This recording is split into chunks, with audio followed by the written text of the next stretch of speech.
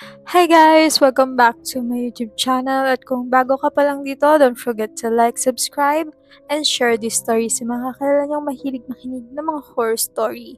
At bago natin simulan ng kwento ni Mitch, kung may mga mas nakakatakot na experiences, send nyo lang dyan sa FB group natin or di kaya dyan sa comment section. So let's start. Maraming kwento si Mitch. Noong bata pa ako, napagalitan ako ng lola ko. Bilang tampururot na bata, lumabas ako ng bahay at nagmukmok habang nagmumura sa sarili ko. Yung bahay namin noon ay napapalibutan ng kalikasan, malalaking matatandang puno, mga burol, at lahat ng klaseng kwentong bayan na uso sa probinsya. Pagkatapos namin magkabati ni Lola, tinanong niya ako kung pwede raw bang tignan ng masakit sa katawan niya. Nung makita ko ang pasa, napatanong ako kung saan niya nakuha. Naalala ko kasi yung paniniwala noon na kapag may na-offend kang hindi tao, may kakaibang pasa kang makukuha na may particular na kulay o itsura. Bigla lang akong sinabihan ni Lola na tumahimik. Doon ko napansin na para bang nabahala siya. Hindi naman siya madaling magkapasa at wala rin siyang ginawa bago lumabas iyon. Sa side naman ng mama ko, may kakaiba rin. Paulit-ulit nangyayari na nananaginip siya ng mga sitwasyong nagsisilbing babala na may magkakasakit o may mamamatay sa pamilya namin. Ganun ang nangyari bago pumanaw ang kapatid ng lola ko at bago rin pumanaw ang kapatid ng great-grandmother ko. Hindi lang isang beses ang nangyari, ilang ulit na. May apartment din kaming tinirahan noon. Kapag mag-isa lang ako, madalas ako nakakakita ng puti o itim na figura. Minsan naman, lumulubog ang kama ko na parang may humihiga o umuupo sa tabi ko. Isang beses napatanong ako ng ano. Tapos, may umulit ng sinabi ko galing mismo sa tabi ko. May isa ring lalaki na nakausap ko rito. Ang nakakapagtaka, napanaginipan ko na siya ng ilang beses bago ko pa siya makilala. Hindi ko lang alam na siya pala yon hanggang sa sinend niya ang picture niya.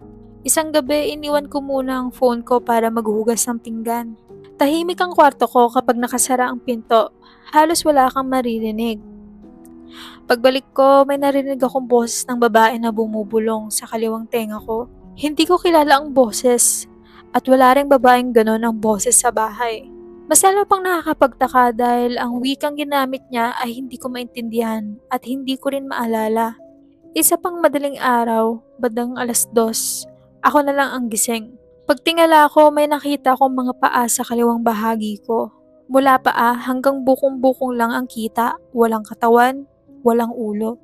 Naglalakad ito papunta sa direksyon ko hanggang sa huminto. Ang nakakatawa pa, bago mangyari yon, hinugasan ko pa ang paa naming magkakapatid bago matulog. Isa na namang madaling araw, siguro 2:00 o 3:00. Nakatutok lang ako sa laptop ko. Pag-angat ko ng tingin, may matangkad na itim na nilalang na nakatayo at nakatitig lang sa akin. Kadalasan kapag may nakikita akong ganon, nawawala sila sa sandaling mapansin ko. Pero ito, nanatili muna ng 2 o 3 segundo. Napatanong pa ako ng hello bago ito tuluyang naglaho. May mga panaginip din ako na kalaunan ay nagkakatotoo. Hindi lahat, pero yung iba, sinusubaybayan ko talaga. Ang pinakatumatak sa akin ay panaginip tungkol sa malaking away sa pamilya at paglipat namin ng tirahan.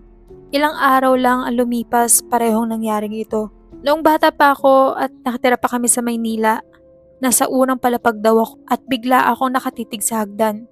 Tapos sinabi ko raw, si Lolo. Ang tinutukoy ko ay ang great-grandfather ko na matagal nang patay. Katabi rin ng bahay namin noon ng mga bahay ng family friends at mga kamag-anak. Madalas akong pumunta roon pero isang araw ayaw ko talagang pumasok. Pilit daw akong tinatawag ng mga tita ko pero paulit-ulit kong sinasabi, may mumu. Hanggang ngayon kapag naaalala yon ng mga kamag-anak namin, kinikilabutan pa rin sila.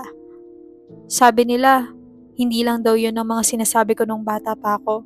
Marami pa raw akong kinukwento na hindi ko na maalala ngayon. Hindi ko alam kung coincidence lang ba ang lahat o may kung anong connection talaga ako sa mga bagay na hindi natin may paliwanag. Pero ito ang ilan sa mga pinaka-weird na experience ko. Weird nga. Pero ang dami niya na-experience. Tapos may mga experience pa siya na nanaginip siya tapos nagkakatotoo. Premonition ba tawag doon? Ganon. Yung napapaniginipan o navivision mo yung mangyayari pa lang. Canon. Ako, may weird akong walang naniniwala sa akin at wala akong pakialam. Chess.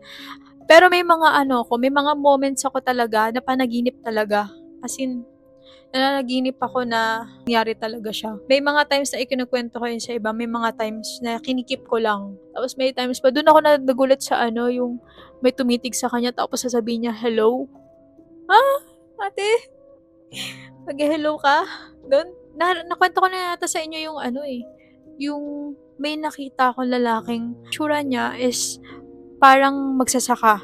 Tapos nakatayo lang siya, tapos biglang nawala lang siya agad. Ganun siya.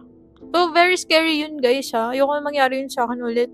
Nakakatakot kaya. Tapos yung hindi lang isang beses nangyari, pero siguro 3 araw na sunod-sunod na gabi na nagsasara yung takip ng bowl. Ganon. 3 araw yun ha, gabi. Gabi talaga nangyari yun. Tapos ngayon wala na. Hindi na nangyayari. Ang sakto pa, kapag paakyat na ako ng hagdan, nangyayari yun. Yung biglang sasara. Kung kailan aakit ako, yun, dun siya nangyayari, nagsasara. May mga moments akong ganun na, ano siya, 50-50 ko siyang iniisip na logical yung ganun. Na baka na ano lang. Pero kapag iisipin mong 3 araw na tuloy-tuloy, gabi-gabi, tuwing aakyat ako ng hagdan, dun siya nangyayari. Di ba? Parang may mapapaisip ka rin na, mapapaganon ka. Next time, ang gagawin naman niya, magbuhos naman siya, mag-flash naman siya, pindutin naman niya yung flash next time, di ba? Para hindi niya lang sinasara yung takip ng nagpa-flash din siya.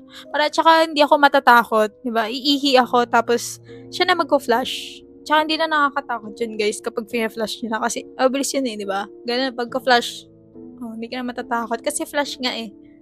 In-explain pa! Pero napatanong din ako, yung mga superhero, katulad ni Flash, nagpa-flash din ba kaya siya? So lang guys, see you when I see you. Bye-bye!